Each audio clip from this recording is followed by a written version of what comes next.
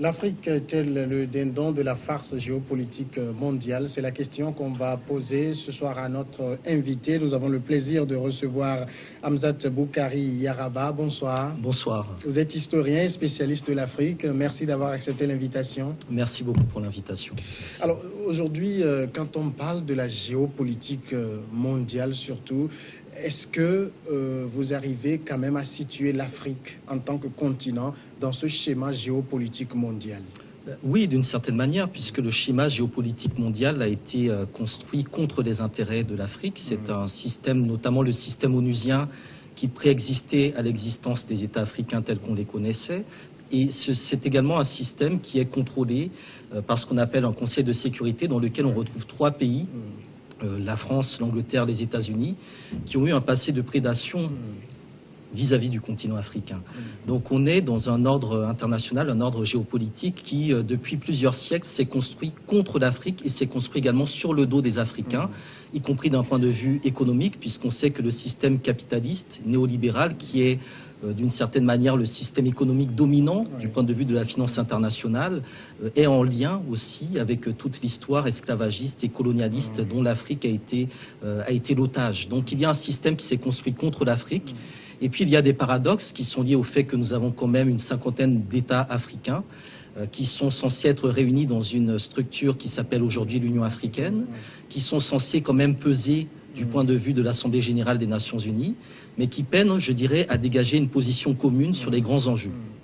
Donc on a une Afrique divisée, cela date de la période coloniale, cela date également des indépendances, de la guerre froide, et cela date, je dirais aussi, du contexte de mondialisation dans lequel nous nous trouvons, où on peine précisément à voir quelle est la cohérence géopolitique de l'Afrique. Quand on regarde les éléments d'un point de vue géoéconomique, on sait que l'Europe, c'est globalement l'Union européenne. On sait que l'Asie, c'est globalement l'ASEAN. On sait que l'Amérique du Nord, c'est globalement l'ALENA autour des États-Unis. L'Amérique du Sud, le Mercosur. Mais quand vous posez la question à des élèves sur l'Afrique, eh bien, il y a un trou béant. Il y a un trou béant. Donc, il y a aujourd'hui la nécessité pour les Africains, je dirais, de reconsidérer leur propre modèle géopolitique, de prendre peut-être exemple sur les 2 autres pays membres du Conseil de sécurité des Nations Unies, que sont la Russie et la Chine, qui tous les deux ont un passé impérial, qui sont des États-continents, et qui, par exemple, dans le cas de la Chine, à un moment, a été capable de sortir de ce schéma onusien. C'était Taïwan qui représentait la Chine à l'époque au Conseil de sécurité des Nations Unies, de sortir de ce système-là, le temps de se constituer en tant que puissance militaire avec bien évidemment la bombe nucléaire, puissance démographique, donc c'est également l'une des interrogations sur le rôle géopolitique de l'Afrique d'aujourd'hui, et puissance également économique, politique, commerciale et idéologique, avant de revenir en position de force dans la géopolitique mondiale. Donc l'Afrique doit, à mon sens, retravailler sa vision géopolitique et également affronter ses propres divisions, notamment ses divisions internes qui sont très profondes. C'est clair que si on suit ce que vous dites, c'est que l'Afrique subit la géopolitique mondiale. L'Afrique subit la géopolitique mondiale, c'est-à-dire qu'elle n'est pas l'initiative. Aujourd'hui, les résolutions au niveau du Conseil de sécurité qui portent sur l'Afrique sont portées par la France. Le Mali, la Centrafrique, tous les conflits africains sont portés par la France. Donc il n'y a pas d'initiative réelle de la part des États africains du point de vue du jeu, on va dire, des relations internationales. La plupart des conflits internes au continent africain passent également par des médiations extra-africaines. Donc on a, je dirais, une sorte... je ne dirais pas d'immaturité, mais d'enfance, d'une certaine manière, de la géopolitique africaine, tout en sachant que sur certains cas, on arrive néanmoins à obtenir des succès quand on voit la manière dont l'Éthiopie est en train de régler la crise avec l'Érythrée. Donc il faut revenir, je dirais, à une vision endogène de la géopolitique et que les Africains, que nous soyons en capacité de déterminer quelles sont nos priorités au niveau justement de la géopolitique internationale. Mais ce schéma géopolitique est aujourd'hui tellement avancé qu'on se demande si il est possible pour l'Afrique de pouvoir rattraper le retard. Alors je ne dirais pas qu'il s'agit de rattraper le retard.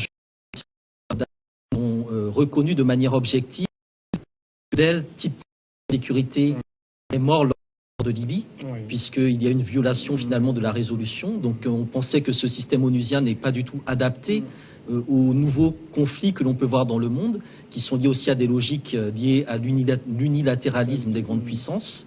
On peut également constater aujourd'hui que la voix de l'Afrique est très peu entendue dans le concert de l'ordre mondial. Donc Je pense, à mon sens, que chercher à rattraper un système qui ne nous correspond pas, qui ne correspond pas aux intérêts supérieurs de l'Afrique, finalement n'a aucun sens. Il me semble qu'il serait plus pertinent de construire un autre système et là de se rapprocher effectivement des quelques pays, des quelques puissances qui tentent à l'échelle globale de recréer un nouveau système international. Donc c'est tout ce qui est lié notamment à l'ancienneté de l'esprit de Bandung, tout ce qui est lié au mouvement des non-alignés, tout ce qui est lié à la coopération sud-sud, qui fait que par exemple dans une crise actuelle, comme celle que traverse le Venezuela, on constate que la très grande majorité du monde soutient le gouvernement de Nicolás Maduro, mais qu'une toute petite minorité, la communauté internationale, reconnaît un président qui est totalement un usurpateur du point de vue du droit international. Donc c'est aussi la définition du droit international qui doit se poser.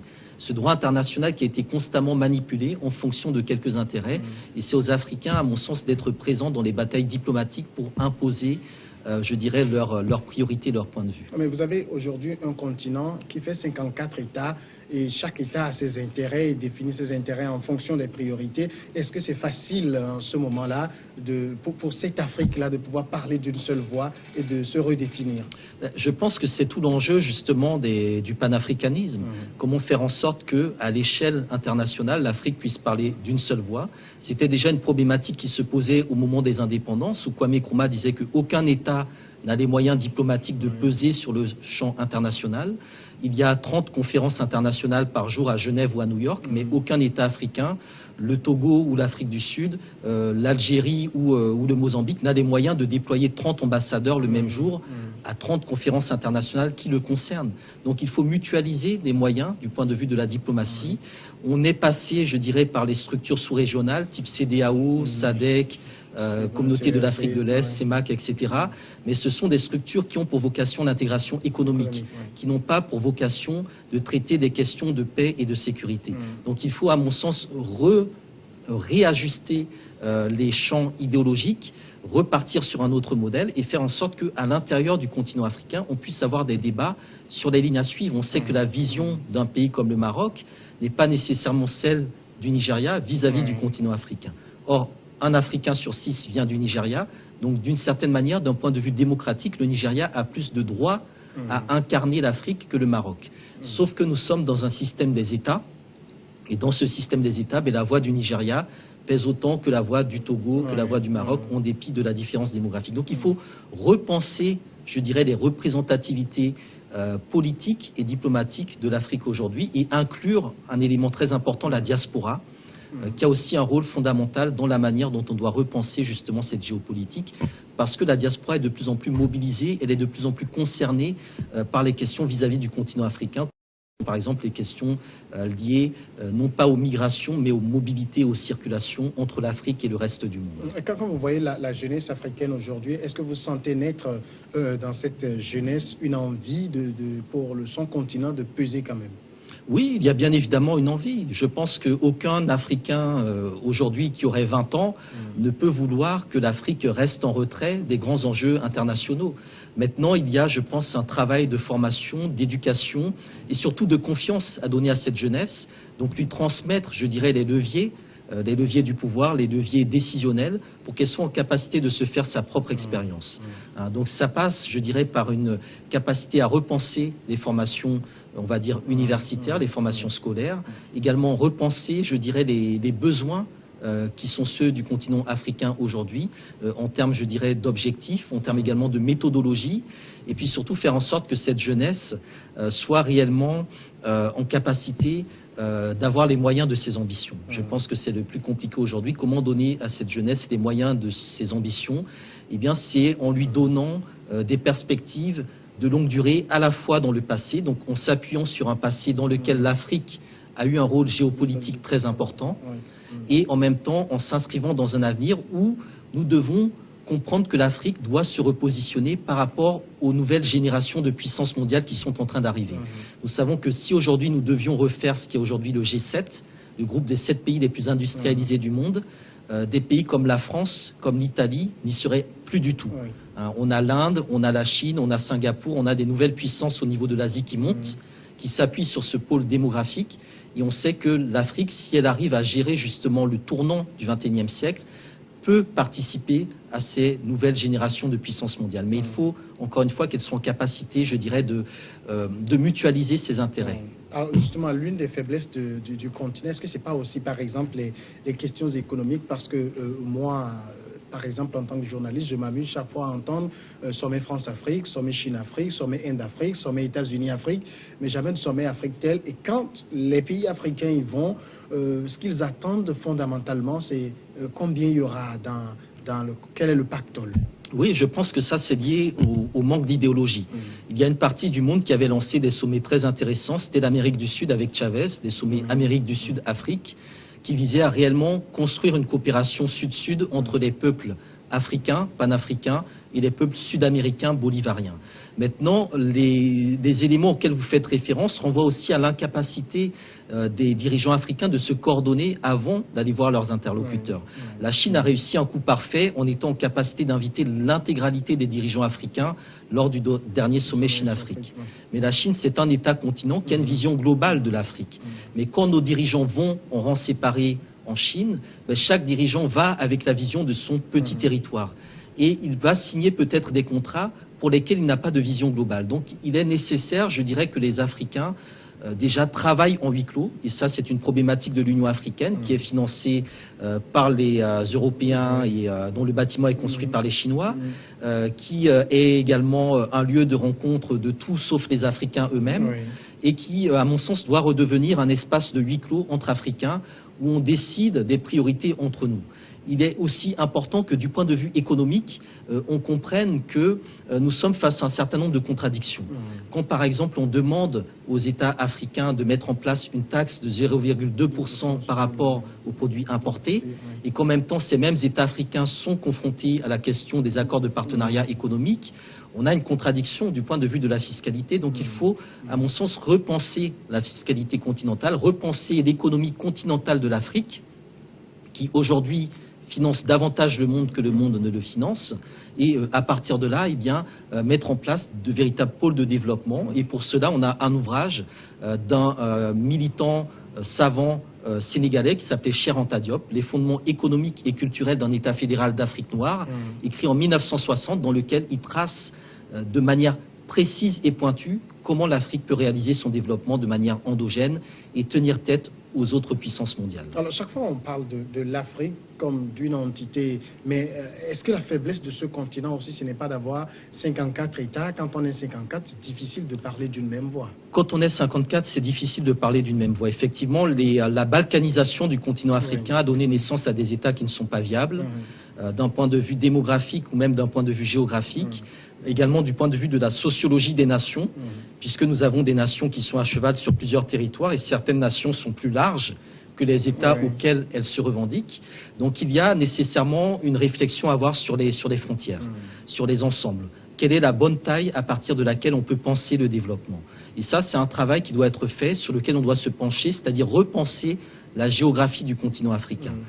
Ensuite, effectivement, repenser les fameuses frontières dites culturelles ou linguistiques héritées de la colonisation entre une Afrique qui serait française, une autre qui serait britannique ou anglophone, une autre qui serait lusophone. Vous prenez le cas de l'Asie, on ne parlera jamais d'une Asie anglophone, d'une Asie francophone, d'une Asie néerlandophone. Donc il faut également repenser la question de nos modèles culturels. Et enfin, je pense qu'il est aussi nécessaire, par rapport à cette diversité d'États, de comprendre que l'intérêt réside justement dans la diversité, dans l'unité. La diversité est en soi une richesse. Il y a aujourd'hui en Afrique des États qui avancent relativement bien, voire même très bien. D'autres qui sont, je dirais, dans un moment d'avancée et de recul. Ça avance et ça recule. Et d'autres qui sont au point mort.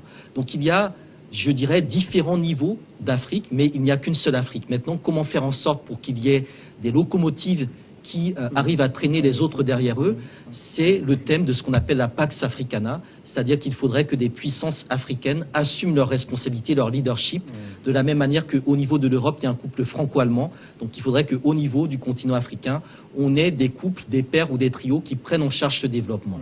Donc ça peut être le Nigeria et l'Afrique du Sud, ça peut être pourquoi pas le Bénin et le Togo, qui sont précisément les maillons entre le Nigeria et le Ghana, qui peuvent également faire une alliance. Donc il y a tout un ensemble de combinaisons sur lesquelles nous devons travailler et voir dans les différents États quels sont les points positifs que l'on peut répliquer, dupliquer à l'échelle du continent africain. Mais quand on a entendu, par exemple, le général de Gaulle dire à un moment donné la France n'a pas d'amis, des intérêts, on comprend qu'au niveau de la géopolitique mondiale, c'est les intérêts qui gouvernent. Et vous avez vu, par exemple, la hargne avec laquelle on en a fini avec Muammar Kadhafi parce qu'il avait un rêve panafricain. Alors, justement, en face à ce schéma que vous décrivez, qui est bien pour que l'Afrique se réveille, est-ce qu'il n'y aura pas une contre-attaque, justement, de cette géopolitique déjà tracée par l'Occident?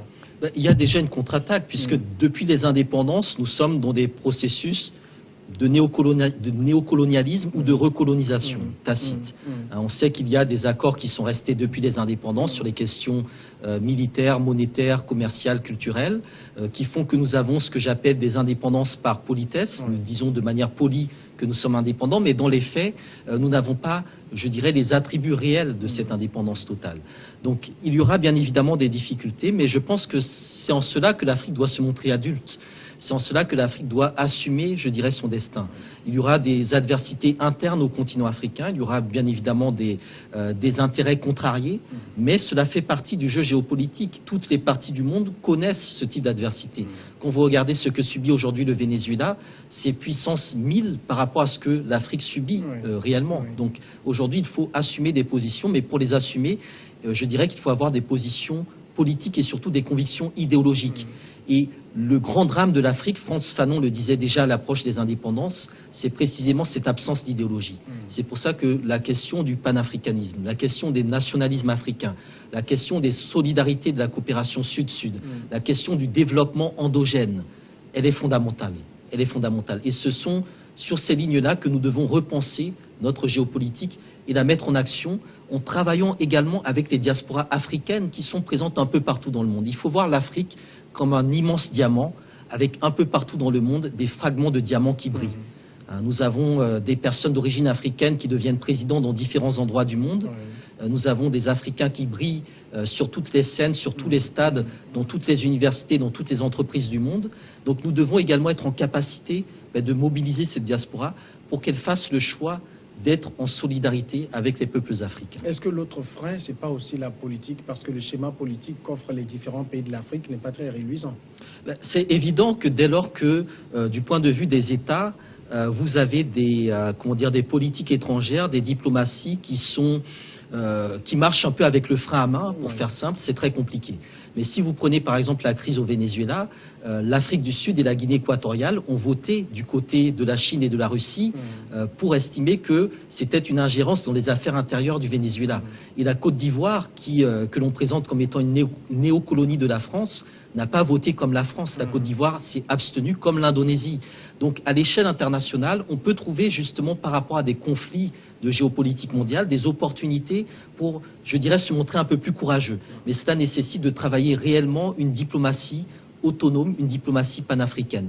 Ensuite, au niveau même des États ou de la politique politicienne, du fait de l'absence de partis politiques ou de structures politiques qui travaillent réellement la question du panafricanisme de manière, je dirais, transnationale, il est très compliqué d'ajuster les positions des différentes diplomaties. Et ça, c'est un travail que nous devons faire depuis la base, de manière, je dirais, effectivement stratégique, de manière non émotionnelle, parce que, comme vous l'avez dit, les États n'ont pas d'amis, ils n'ont que des intérêts. Donc, comment, je dirais, définir une échelle des intérêts communs qui ferait en sorte que et le Nigeria, et le Togo, et le Bénin, et le Ghana, et la Côte d'Ivoire, et ainsi de suite, travailleraient sur les mêmes lignes, et que lorsque les intérêts du Togo sont en danger dans tel endroit, eh bien un Béninois ou un Nigérian soit tout autant capable de les défendre aussi bien qu'un Togolais le ferait. Donc c'est ça, finalement, la révolution géopolitique, diplomatique, panafricaine que nous devons faire. Pendant ce temps, on a par exemple un mutisme d'un certain nombre de pays. Par exemple, je reviens encore à l'emblématique cas de la Libye,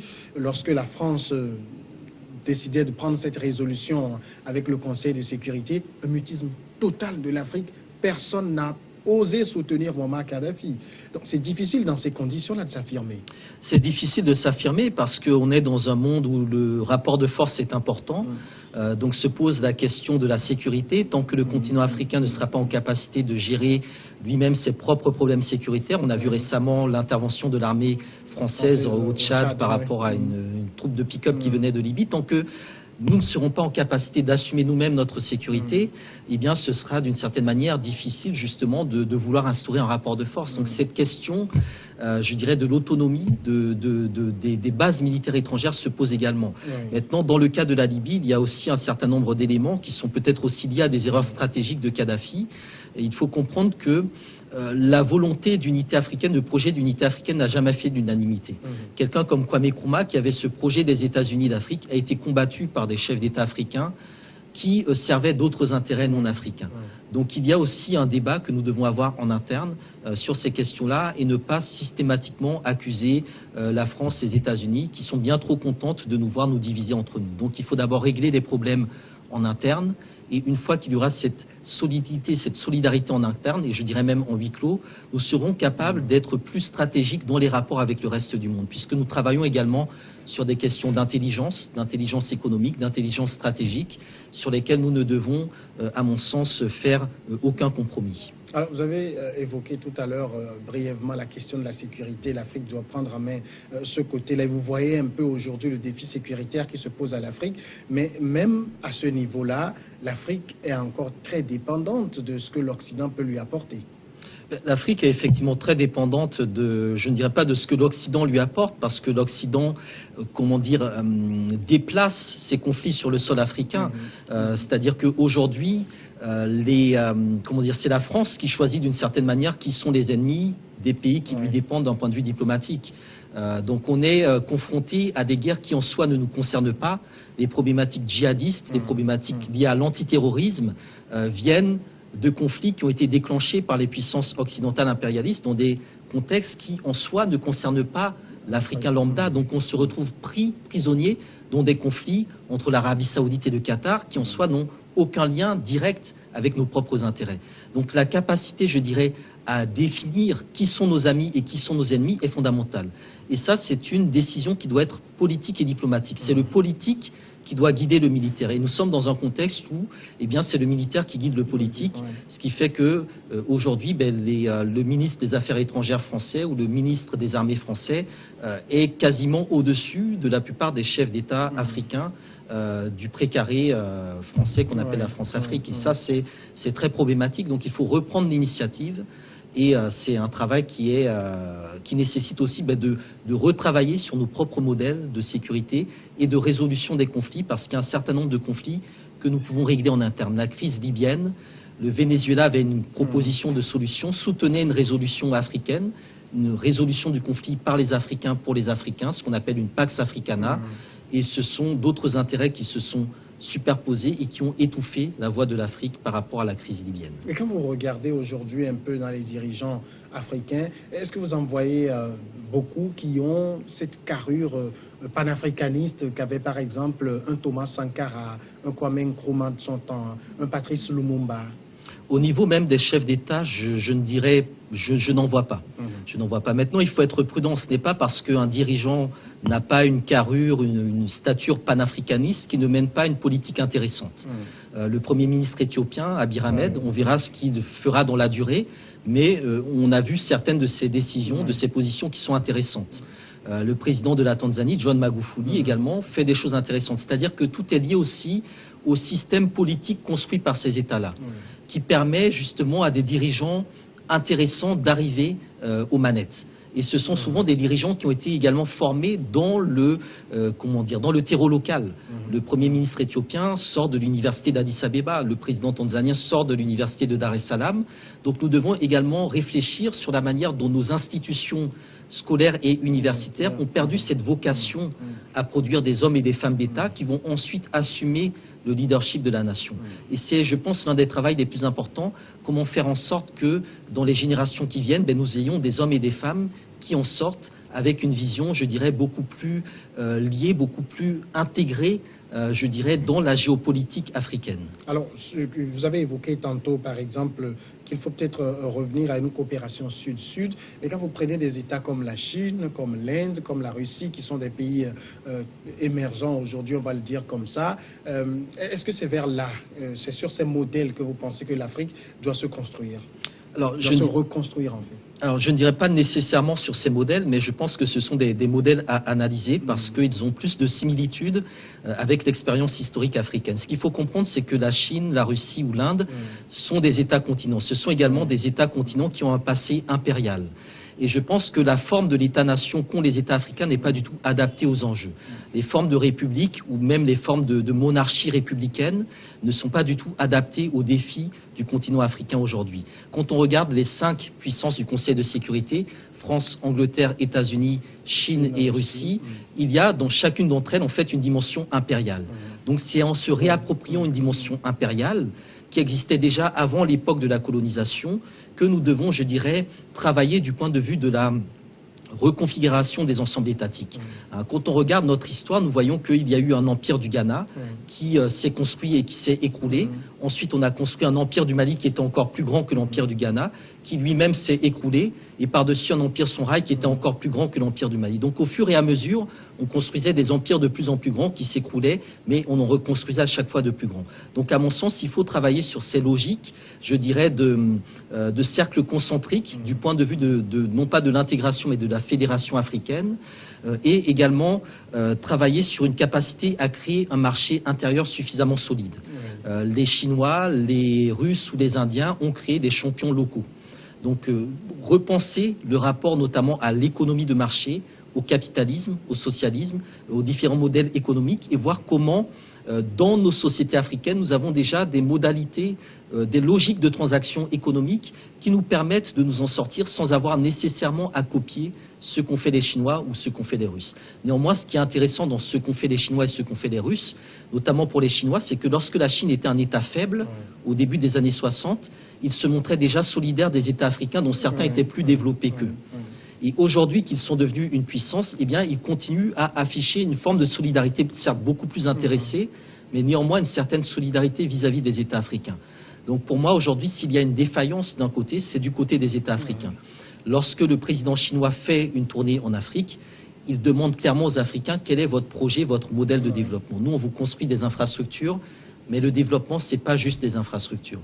Donc faites un effort africain, travaillez sur votre propre projet de développement et présentez-le nous pour qu'on puisse comparer justement les différents modèles. Donc c'est à nous de travailler aujourd'hui et c'est à nous de mettre en place notre propre modèle de développement sans chercher à copier les autres. Alors, Hamzat Boukari, direz-vous que l'Afrique est le dindon de la farce géopolitique mondiale où il y a matière à espérer un réveil? Je ne dirais pas que l'Afrique est le dindon, je dirais que plutôt que l'Afrique est le diamant de la géopolitique internationale, puisque c'est le contrôle de l'Afrique qui permet à des États en déclin total comme la France d'exister à l'échelle internationale.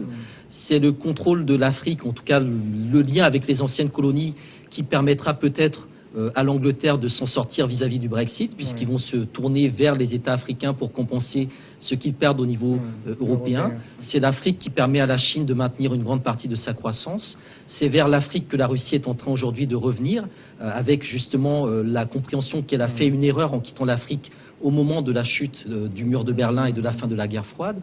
Donc l'Afrique est d'une certaine manière le diamant de la géopolitique internationale. Le problème, c'est que c'est aux Africains aujourd'hui de comprendre que c'est à eux de se réveiller et de mettre en place une véritable stratégie pour que ce diamant-là puisse briller partout où des Africains sont dans le monde entier. Donc c'est à nous de travailler des modèles diplomatiques, c'est à nous de travailler des stratégies, et c'est ce que nous faisons régulièrement à notre échelle dans les différentes rencontres que nous organisons. Hamzat Boukari Yabara, merci d'être passé répondre à nos Yabara, questions. Yabara, d'accord. Merci d'être passé répondre à nos questions. Merci à vous. Merci. Vous êtes historien et spécialiste de l'Afrique et c'est très intéressant de vous écouter. On va observer un moment de pause et après on va passer à regard croisé.